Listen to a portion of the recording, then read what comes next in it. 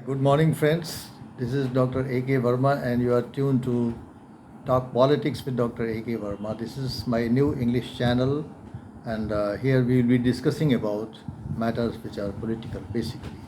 And therefore, I thought that the first video should be what is politics? Because the word politics we have been using in our day to day life, and in using those terms, everybody has an autonomy to use politics the way he or she wants to use it, and therefore there is no unanimity in the use of word politics. But I have seen that people mostly use politics these days in a very pejorative term. That means, in a very negative sense, they often mean probably some area of conflict when they refer to politics, rat race, leg pulling, some kind of anarchical situation, and all when they say there is too much of politics over there. So, interestingly, politics is exactly the opposite of all this, and that's why we have to understand that why every society has politics. The politics is something which is coterminous with the existence of a society, and as soon as the society came into existence, you find that in every society there have been humans living, and the beauty of every human is that psychologically and behaviorally every individual is an independent autonomous entity. He or she has differences of perceptions and opinions and wants liberty to express them, and this difference and diversity often leads to some kind of a clash, and therefore this clash gradually, when it becomes very alarming and creates a problem of security and law and order in the society, then of course you need to control and regulate it, and sometimes to resolve those conflicts. And this is the reason politics was born, and therefore you find that in every society all over the world, there is no society which can say that we don't have politics. So politics is basically a conflict resolution mechanism, if we have to understand it in a very initial manner, very initial terms. But the conflict resolution mechanism requires that there has to be two basic requirements. One is that there should be some agency which could resolve the conflicts, and secondly that there has to be certain norms and rules and regulations to which the society basically by and large agrees, and those norms, they are the guiding principles in the resolution of conflicts. So this is to start with, that we have to understand that politics is not referring to conflicts and leg pulling and anarchy and rat race, but politics is actually referring to a mechanism where you actually resolve the conflicts in the society that can lead to a peaceful and orderly society. However, there are many approaches, many thinkers, many scholars have viewed politics very differently, and therefore it is very interesting that some of the views expressed by them, they can be understood or discussed in this video. So let us take main four views pertaining to politics. And the first very interesting and important viewpoint is, that politics is an art of governance. Most of the academicians, scholars who are pursuing politics as a discipline would like to, understand politics as something art of governance. And in this art of governance, the burden is that how to have a peaceful society, how to resolve conflicts in the society so that everybody is settled, and everybody is engaged in whatever pursuits they want to engage.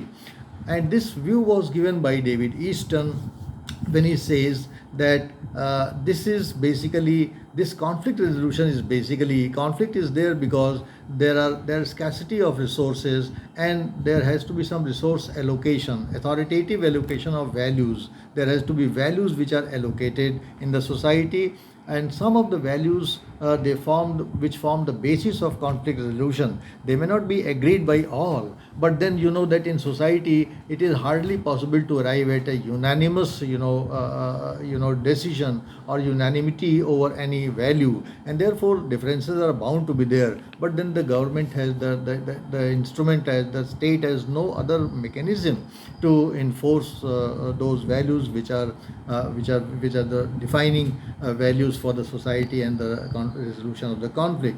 And therefore it is true that in society there are competing claims of values, and many people think that certain values are superior to the one which are being pursued for the conflict resolution. But then there is no option. Certainly there has to be some agency, and that agency has to be authoritative so that it can enforce its judgment and those values in the resolution of conflicts. And therefore the state is that agency that enforces those values while allocating those values. So this is the first thing, and this requires an art. Of course, it doesn't exclude violence, but then the requirement is that it has to be done peacefully and in a very, very artistic manner, and therefore it requires an acumen of an artist to bring peace and order and resolve the conflict in the society. So this is David Easton saying that it's an art of governance.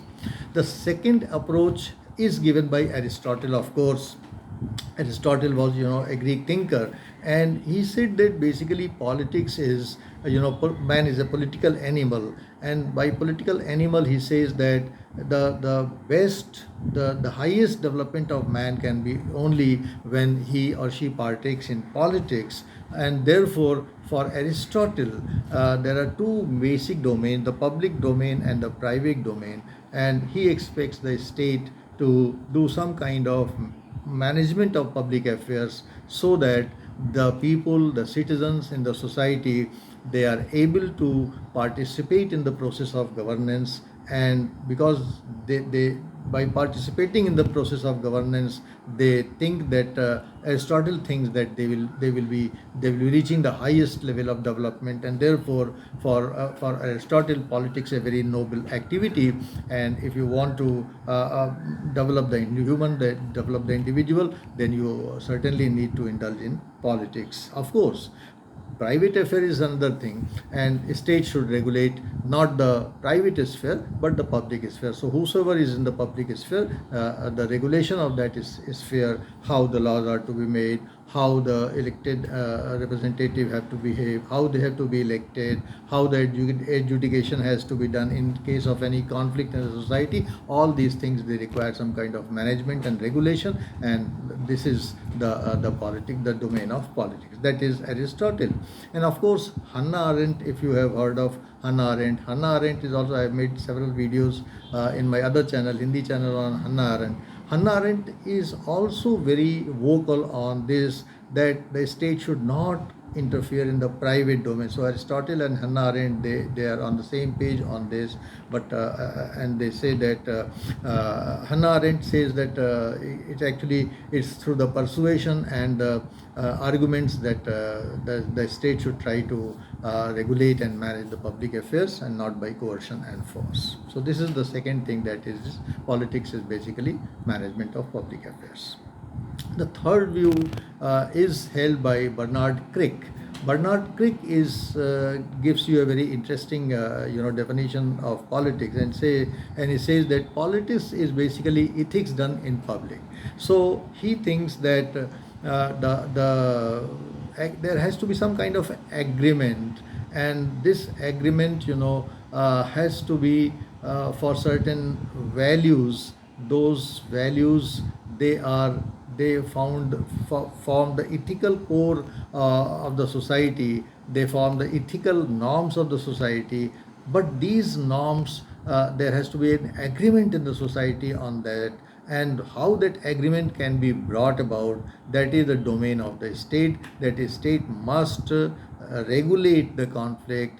It also must regulate the cooperation. So by regulating both the cooperation and the conflict, the state is supposed to bring out certain ethical norms so that some kind of ethics is restored in public affairs and public domain. So this is Bernard Crick on this.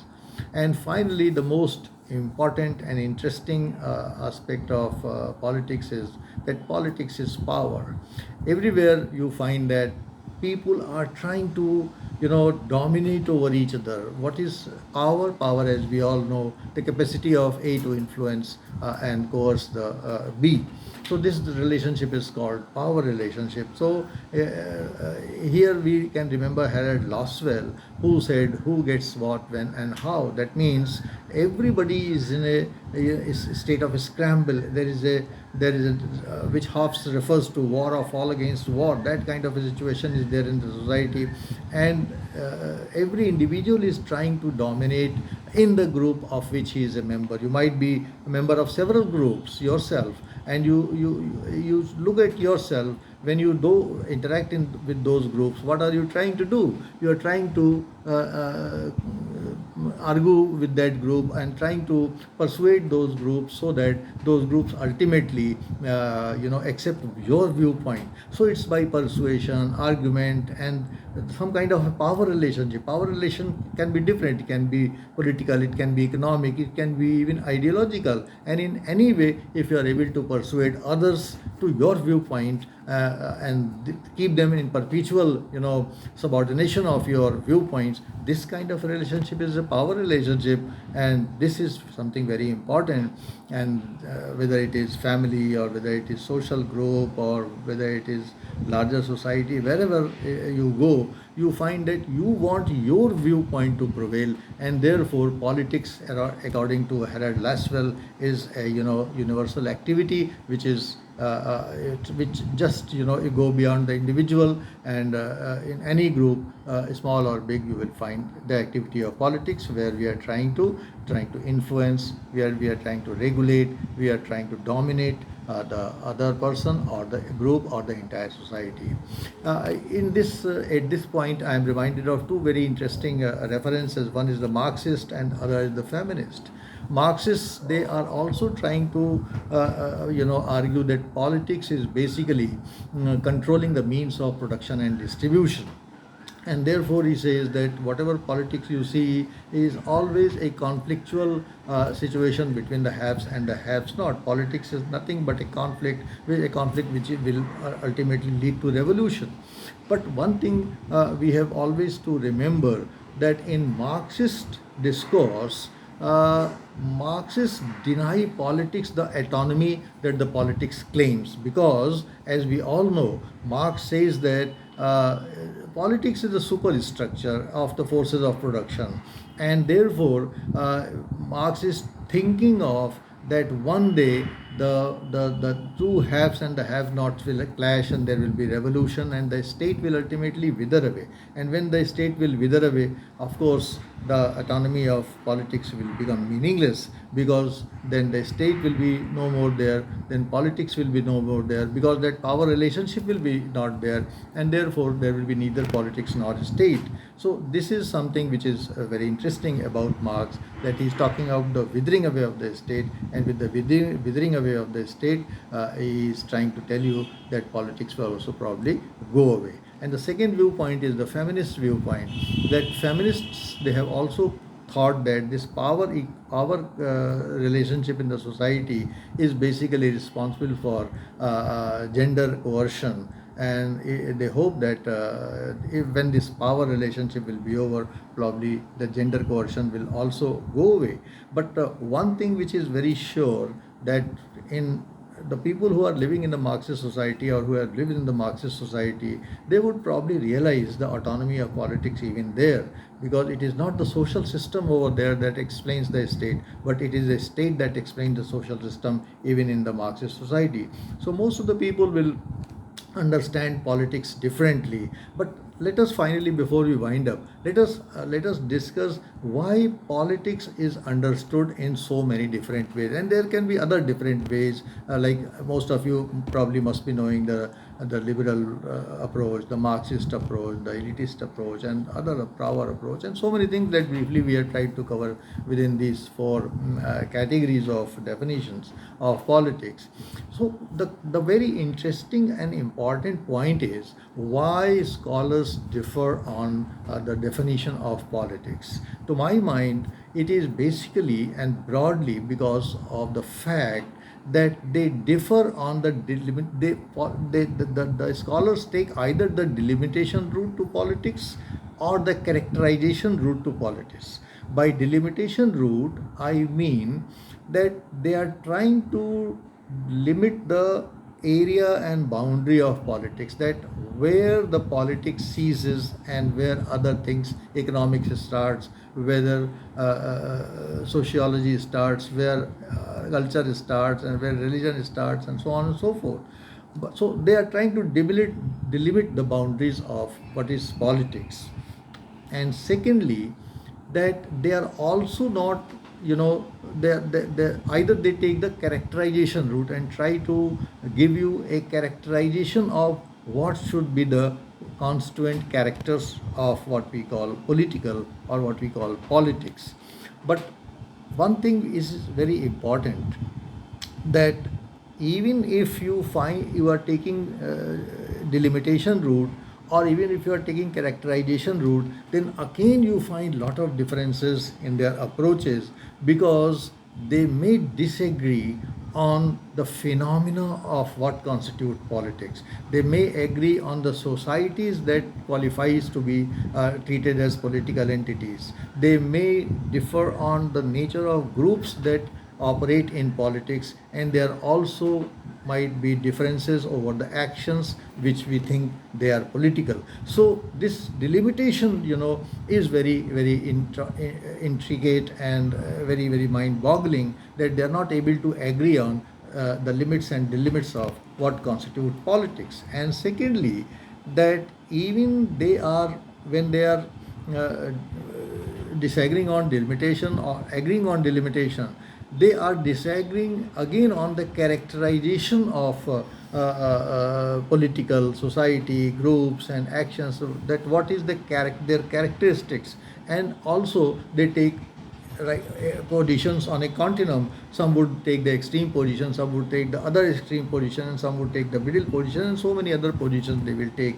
And therefore you find that in politics there isn't a common approach to what we call politics. There are plethora of approaches, and in today's world, when we are in the postmodern world, when we are in the neoliberal domain, and in other domains, then it is very difficult to agree on a common definition of politics. But to my mind, if you ultimately ask me to sum up that what is in nutshell the final essence of politics, I would still wait for that politics is nothing else but it's finally a conflict resolution mechanism in the society. Thank you very much.